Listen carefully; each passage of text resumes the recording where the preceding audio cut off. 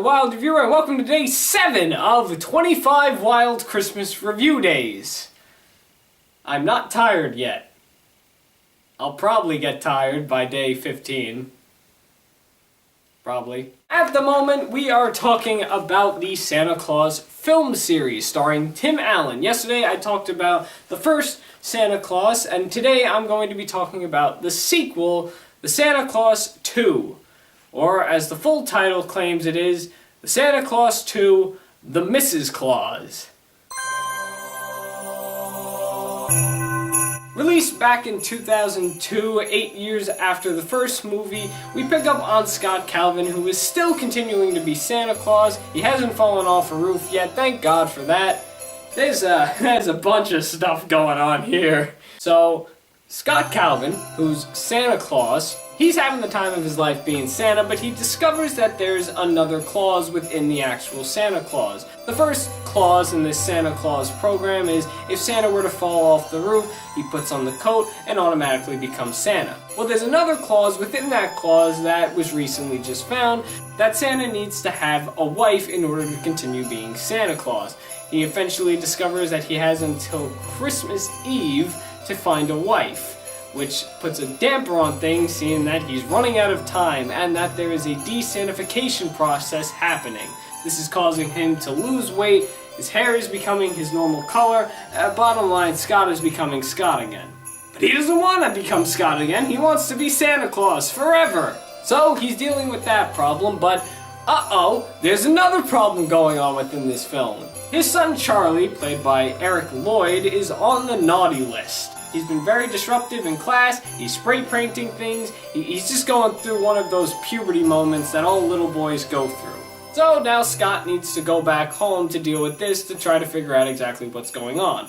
But somebody needs to stay up at the North Pole because it's very close to Christmas time and things are gonna get wild. So one of his assistant elves, Curtis, comes up with an idea to create a duplicate of Santa, so this way that duplicate can be watching over the North Pole, and Scott can go off back home to watch Charlie.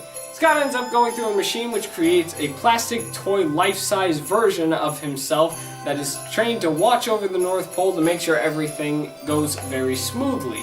So now, we got a few things going on. Scott is back home watching Charlie, making sure things are okay, interacting with his old family while also going through his de-Santification process, but is also keeping in mind that he needs to find a wife or else he can't be Santa anymore. And on the North Pole side of things, we have the toy Santa watching over everything and everything's going very smoothly, but he then discovers that a few kids have been naughty, even though most of the time they're nice, and decides that nobody should get presents because everyone's bad at some point, and he starts making coal and plans on giving it to every child in the world.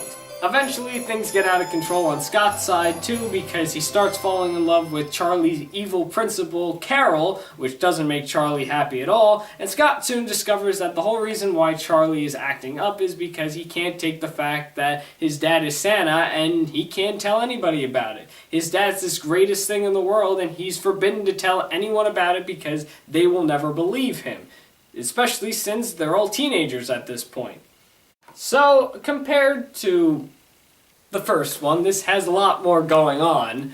The one thing I will say about this film is this is the first Santa Claus that I saw within the series. So I saw this one, and then I saw the first one, and then I saw the third one last. But this is the one that will always stick in my mind, and this is probably my favorite film out of the whole Santa Claus series. Not just because it's the first one I've seen, but just because the scenery is amazing. Every time I think of Santa or the North Pole, I think of this movie. I think of this scenery, the buildings, and all the whole location of the North Pole. I believe that this is how it should look.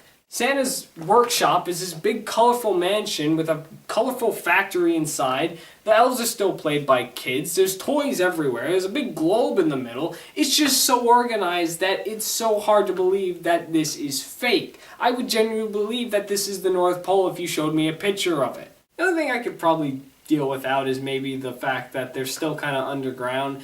There's this weird thing that comes down that allows them to fly up, but I guess in a way, the North Pole has to be kept a secret, and so hiding it underground, I guess, would be the only logical way on doing that. So, I don't know, I'm fine with like maybe an invisible force field or something.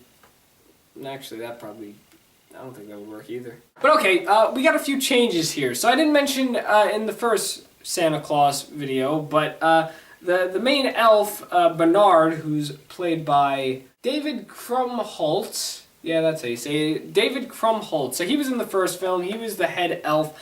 He is back in this film. And we also have Curtis, who's played by Spencer Breslin.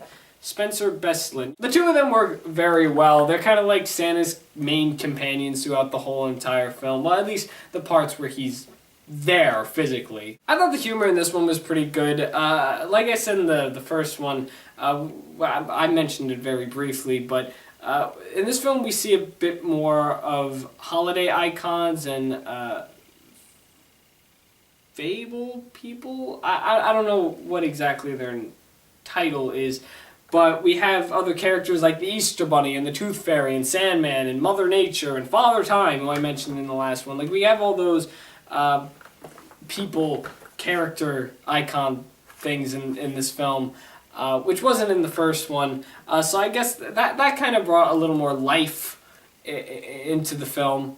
Obviously, one thing that the film definitely has, it has a lot of story. You have a lot of things going on in this film. You're dealing with the main plot of Scott trying to find a wife, or else he can't be Santa anymore. You have the whole situation with Charlie on the naughty list because he's going through all these issues in his head. And then you have the toy Santa, which honestly probably should have been the main focus of the film, but I guess calling it the Mrs. Claus would make sense, keeping with the Claus title. There's just so much going on within this film that it can kind of get a little overwhelming because you're jumping back and forth from certain points of the film. We also have a few characters coming back in this film, like we have Scott's ex-wife, and we have Charlie's stepdad, Neil. And then we have a new character named Lucy, who's played by Lillian Mummy, who voices one of the Loud sisters on The Loud House and was also in Chowder. She played Panini. That's how I know her character, because of the voice, yes. She was a good addition to the film, but there's a bigger reason why she was in the film, and it's because Charlie's getting older, and you're going to see this in the third one if you watch it. She kind of becomes the replacement of Charlie because Charlie's going to get to the point where he's older now. So I know this film has a lot of stuff going on, but I'll stick to my ground when I say this is my favorite film within the whole Santa Claus series. I said that before, but this is probably one of my favorite holiday films in total. Only because, ignoring the fact that a lot happens in it, the humor is very funny. The atmosphere of the whole film just seems so fun. I love the scenery within it. This is the film that I think of when I hear Christmas or even think of a Christmas film. It's the first one that pops into my mind.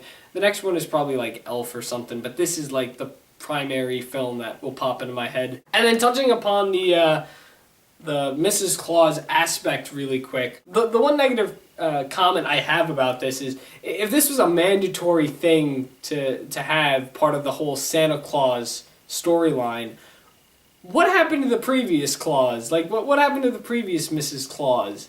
Because obviously the first Santa fell off the roof, but like, I don't know, was that planned? Like, when the original Santa died, did she also die as well? Like, how the hell did this happen? It does kind of create a question, you know, what happened to the original Mrs. Claus, or did she leave as well? I think Carol, you know, right off the bat when you see Carol, you can kind of guess that maybe she's going to become the Mrs. Claus and that this is going to be Scott's love interest. I mean, it does kind of fit very well. Carol, Claus, Christmas, Santa. The last thing I'd like to touch upon with this film is the toy Santa aspect of it. I thought that was pretty funny.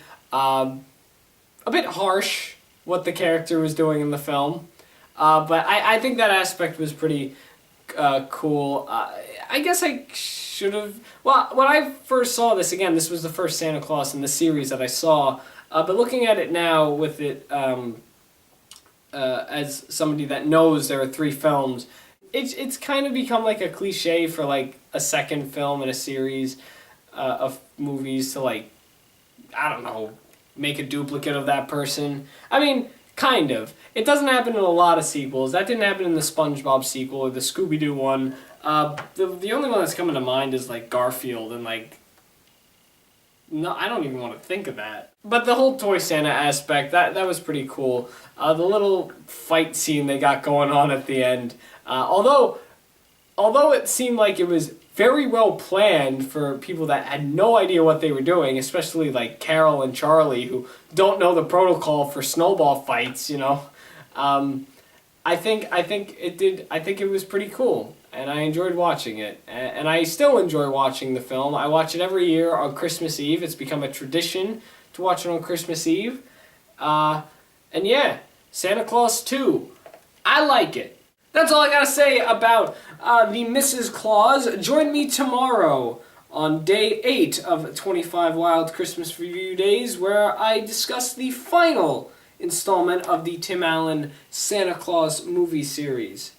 This one is sure to be an icebreaker to the series. Bad me. Do not make puns. That was a bad pun as well. Thank you for watching The Wild Review. I'm The Wild Reviewer, and you just saw me review a thing.